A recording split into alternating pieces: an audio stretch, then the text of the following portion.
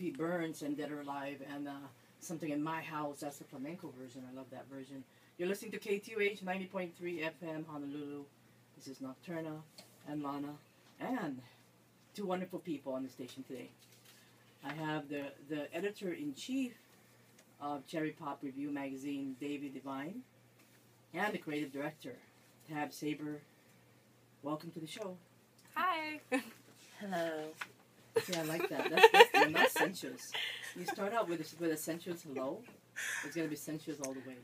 I figured we were on radio. I wanted to use my sexy, alluring voice. Oh, see, now that's even, see, that's going to go real, see, that's a good thing. That's a good sign when you have that hello, sexy thing. So that's what Lana has, that voice. For me, I'm just, I just have the voice of darkness, I guess. I don't know. And you guys, well, welcome to the show. Thank you. So I'm looking at the magazine. I love the color. I love the red. This color of red. Is this a cherry red? Is that what it is? This was actually like meant to almost represent like a stage curtain red. Oh, no, I love it. I love this kind of red. I mean, it's like, is this going to be like, this is not that color all the time, right? It's going to change in the cover, right? We're going to play around a little bit with the cover, but initially we're thinking of maybe going with more of like that, around that color, just to keep it branding. Wow. Okay, so this magazine, it made its debut this month, right? Yes. This month.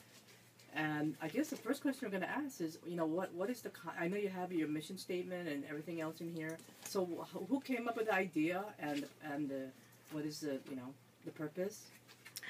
Well, I'm an alumni of this campus, Manoa campus. Yay, so much. I loved my education that I got at UH, and I started out here working in the MOP office and being a science major. Thought I was going to be the next Sylvia Earle, and then changed it up and decided to go into becoming an English major with a women's studies certificate. So just love literature and love English and love the written word, the spoken word. And so for me, the magazine itself and the creativity behind it is such, a passion and just, a labor of love for me. And what about the name, Cherry Pop? Cherry Pop. Well, I mean... Well, it's symbolic. It's a little tongue-in-cheek. It's a little playful, and it's a very multifaceted connotation it has there.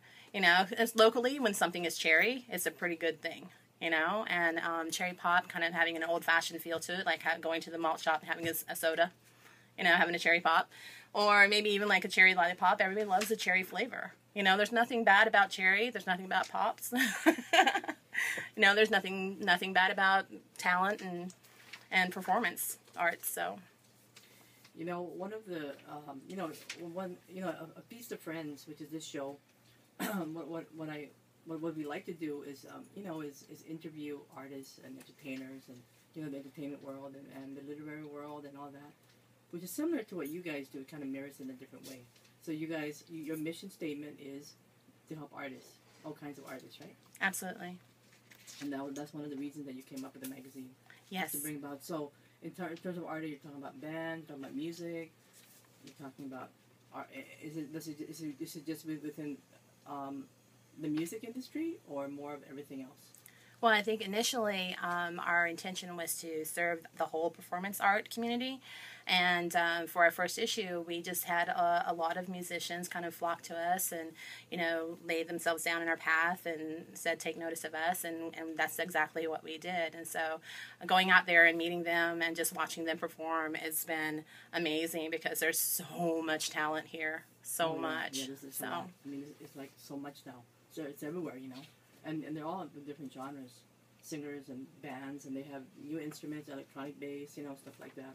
Yeah, people really don't realize how big the music genre scene is over here because everyone only thinks like, oh, there's a huge punk scene or only there's a huge reggae scene, but there's actually like a lot of up and coming like hip hop artists and there's a lot of up and coming acoustic artists and there's a lot of not only just like Hawaiian music and not only just like punk rock, like there's a lot of like old retro-y sounding like folky bands out there that are really like creating some awesome stuff, and like it's hard to find out where they're gonna be and like who they're like you know. That they even exist. Yeah. You know?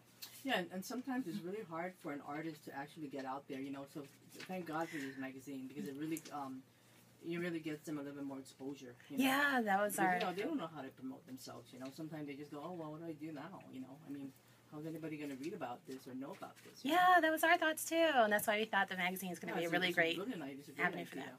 And you know, and Lana is one of the is an artist too. She's a performer, and she's quiet and darn sexy. Yeah, and sexy. You're very sexy too. We're all sexy in here. Yay! You're sexy and you don't even know it. Oh, I know it. Oh, easy now. Down, girl. And also a vampire. And also a vampire. Oh yes. My mom. At heart, yes.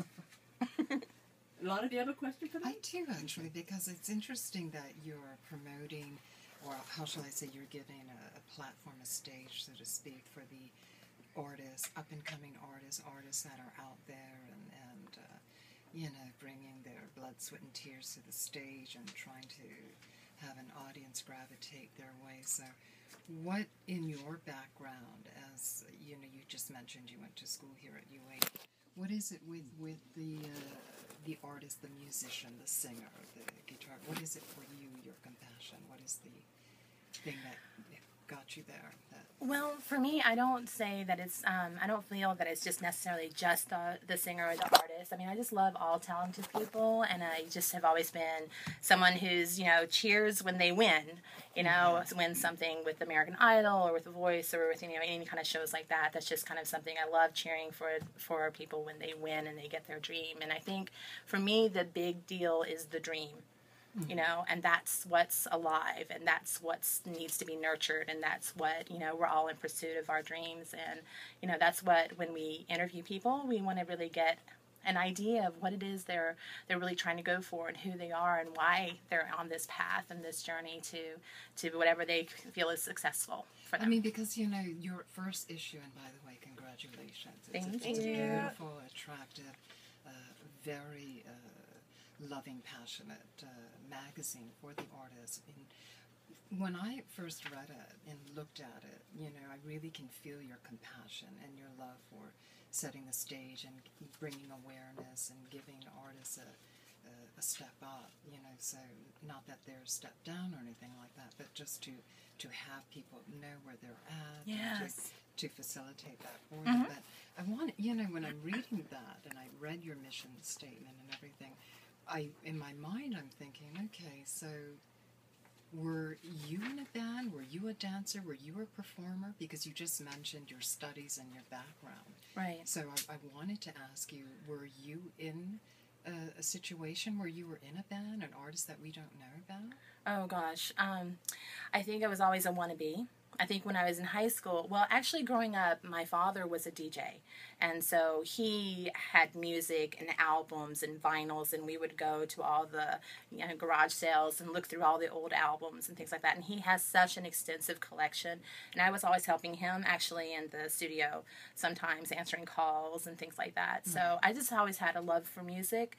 And then growing up, of course, I think I wanted to be a dancer at some point, but that didn't fall through. And then I ended up going to New York when I was in high school on one of those day trips, and I was going to Thomasville Senior High School, and in North Carolina, and I thought maybe I'll run away and I'll do what Madonna did, you know, and become famous and stay in New York and just kind of, and you know, eat jelly bean.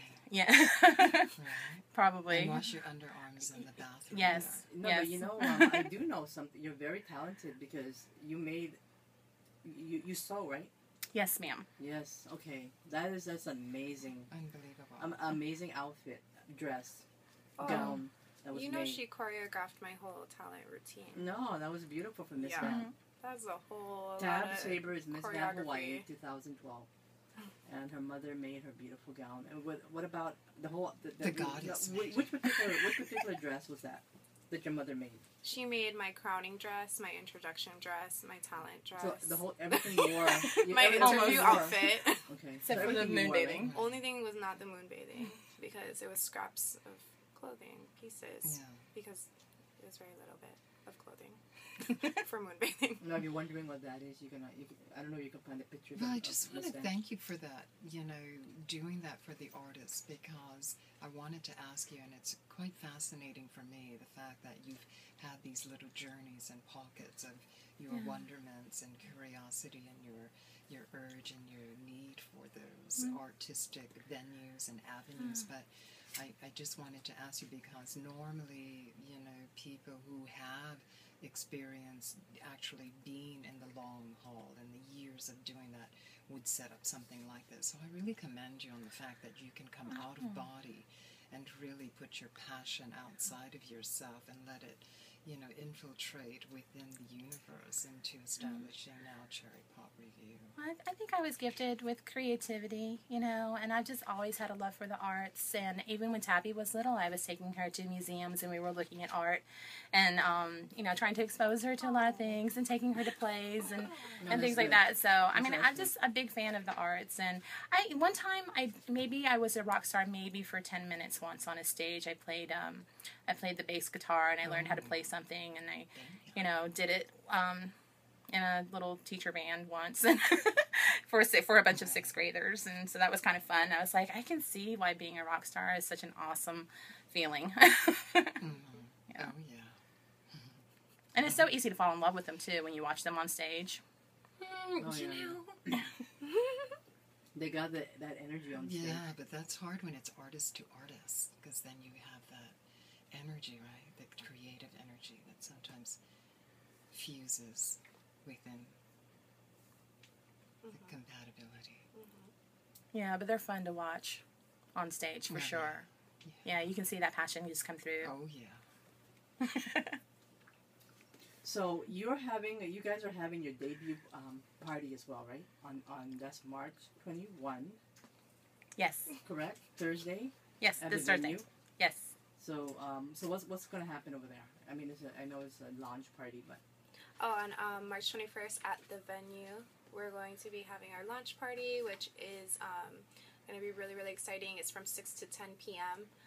We have 4 artists that we're going to be showcasing at this event, and we're also going to be having like a rock star costume contest. And oh wow! Yeah, I'm going to get ready. It's so good because everybody who comes dressed up with their like feather earring and their eyeliner and their like spandex American flag pants and like I'm thinking Adamant. like their That'd be awesome. grills and their pimp cups. So they can all be in the running to win a brand new guitar, which could change people's lives. And you bet your bottom dollars on that. Yeah. Right. I like that. And it's going to be really fun. And we're showcasing 4 artists, including Sweet Corn and Peanut, The Art of Whimsy, Edward Nguyen, and Illicit, and the Enemy Band featuring Naveed Najafi. So what are the genre of music for all of those 4 artists? We have some rowdy folk rock to start, and then some soul, blues, sort of old whiskey drinking music. And then following that would be some nice acoustic singer-songwriter stuff, and following to close will be some more hip-hop big band sort of compilation. But also we're having dancers from Dancers Unlimited, Loading Zone dancers are going to be there, putting on a little show with DJ Ezra. So it's going to be really fun. Well, a lot of stuff going on that night. That's March 21, Thursday at the